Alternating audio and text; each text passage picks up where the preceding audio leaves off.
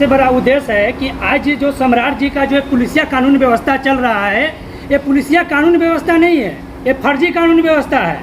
एक तरफ भरत तिवारी को कह रहे हैं कि मेंटल घोषित कर रहे हैं, दूसरी तरफ जो व्यक्ति अपना आत्मसमर्पण कर दिया उसको आप इनकाउंटर करवा रहे हैं, हत्या करवा रहे हैं। तो ये पुलिसिया व्यवस्था जो है फर्जी पुलिसिया व्यवस्था है। ऐसा पुलिसिया व्यवस्था को हम लोग बिल्कुल नहीं मानेंगे।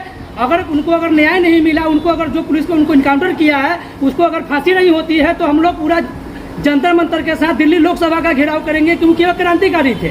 ऐसे अपराधी नहीं थे, उग्रवादी नहीं थे, माओवादी नहीं थे। वो अगर माओवादी रहते तो हम लोग बिल्कुल नहीं बोलते, लेकिन भरत तिवारी एक क्रांतिकारी था और क्रांतिकारी को आवाज के दबाया जा रहा है, इसलिए हम लोग मानेंगे नहीं और हम लोग बिल्कुल न्याय के लिए चाहे जो करना पड़ेगा हम लोग वो करेंगे। बहुत सारे नेता भी बीजेपी में ही जो है ये बोल रहे हैं कि इनकाउंटर गलत हुआ है, पुलिस भी अब मान ली है, क्योंकि प्रेस कॉन्फ्रेंस कल ही हुआ है, इस पर पुलिस मुख्यालय ने माना है कि इसका जांच होना चाहिए। देखिए, अब एक चीज़ को समझने वाली बात है, एक सिर्फ भरत तिवारी की ही बात नहीं है। जब से सम्राट चौधरी की सरकार बनी है तब से जितना भी अभी तक इनकाउंटर हुआ है सारा फर्जी इनकाउंटर हुआ है और सारे बेबुनियाद लोग ही मारे गए हैं। कोई उसमें मुजरिम कोई नहीं है, कोई अपराधी नहीं है। जो अपराधी है उनको तो आप लोग संरक्षण देते हैं, अहमदाबाद की जेल में, तिहाड़ जेल में संरक्षण देते हैं, उसको आप सलाखे में बैठाते हैं, उनको सलामी जियाजुरी करते हैं। और जो क्रांतिकारी है, जो सच की आवाज़ उठाता है, जो जनता के लिए आवाज़ उठाता है, उसको आप अपराधी घोषित करके इनकाउंटर करवा देते हैं।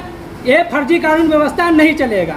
ये फर्जी कानून व्यवस्था है, बिल्कुल एक जनता के लिए सबसे बड़ा घातक हथियार बन गया है फर्जी कानून व्यवस्था। अभी जो सस्पेंड किया गया है कुछ पुलिसकर्मियों को, 5 पुलिसकर्मियों को, जनता में पूरा आक्रोश है, तो क्या लगता है कि वास्तव में उनको न्याय मिल पाएगा?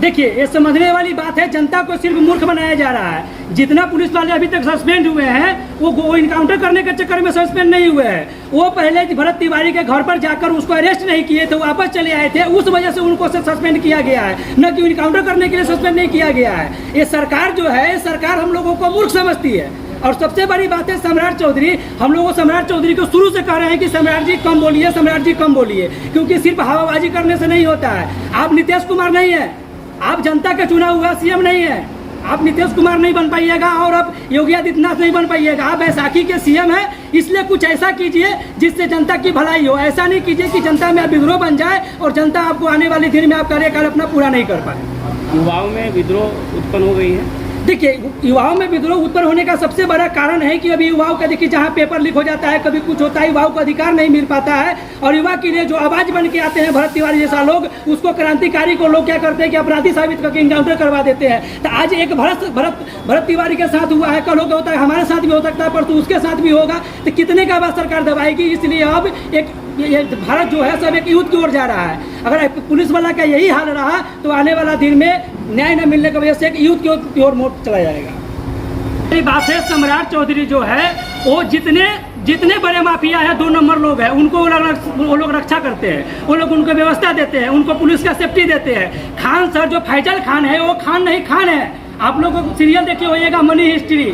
मनी हिस्ट्री में मास्टर का क्या रोल होता है, मास्टर कैसे मनी हवाला करता है, लॉन्ड्रिंग करता है, वही सब खान जो है तो सरकार का एक बहुत बड़ा हथियार है। इसीलिए उस पर कार्रवाई नहीं होती है और रोशन सर को बेबुनियादी उनको जबरदस्ती फंसाया गया है और उनका भाई की हत्या करवाया गया है। पटना में एक और मामला हुआ था, नीट मामला, उसमें भी अभी तक पुलिस प्रशासन कुछ नहीं कर पाई, खान सर वाला में कुछ नहीं कर पाई, फिर भरत तिवारी का एनकाउंटर हो गया। तो सम्राट जी क्या साबित करना चाह रहे हैं? सम्राट जी यही साबित करना चाह रहे हैं कि जो आप टेंशन मत लीजिए, हम जो करेंगे से करेंगे, लेकिन एक चीज जान लीजिए आप लोग कि सम्राट जी का 5 साल का कार्यकाल पूरा नहीं हो पाएगा।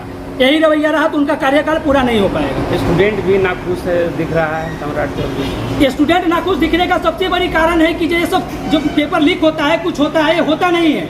ये सरकार को अपने सेटिंग से करवाया जाता है। अगर नहीं सरकार करवाती तो एक बार में बताइए कि बार बार यही होता है। आखिर शिक्षा मंत्री क्या कर रहे हैं? तो इससे साफ दिख रहा है कि होता नहीं है, करवाया जाता है। चौधरी सरकार चलाने की युग नहीं है और मैं आपको लिख के दे सकता हूं कि सम्राट चौधरी अपना 5 साल का कार्यकाल पूरा नहीं कर पाएंगे, क्योंकि ये बैसाखी की सरकार है, ये जनता का चुना हुआ सीएम नहीं है। लोग कहते थे ना कि पलायन को रोकेंगे, बीजेपी आएगी तो पलायन रुकेगी, क्या पलायन रुका? अब देख रहे हैं ना कि पलायन रुका कि अब बिहार के अंदर में अडानी अंबानी जैसे लोगों को यहाँ पर जमीन दिया जा रहा है, पलायन के नाम पर सिर्फ बिहार को बेचा जा रहा है।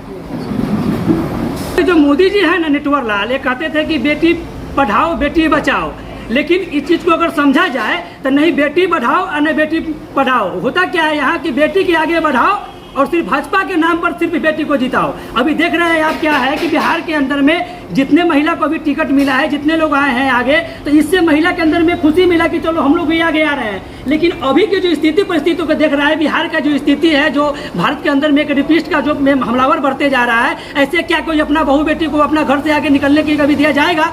जो यही अगर हाल रहा था कि अपने बेटी को कोई अपना दिल्ली मुंबई पढ़ाने के लिए भेजेगा? नहीं भेजेगा। क्यों? क्योंकि निकम्मी सरकार के वजह से, क्योंकि आजकल के बहू बेटी सुरक्षित है ही नहीं। बिहार के प्रति युवा एकता भाई पार्टी का क्या नेतृत्व